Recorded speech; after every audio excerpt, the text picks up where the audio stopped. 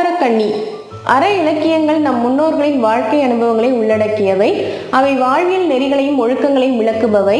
நம் தமிழ் இலக்கியங்கள் காட்டும் வாழ்வியல் நெறிகள் உலகம் முழுமைக்கும் பொதுவானவை.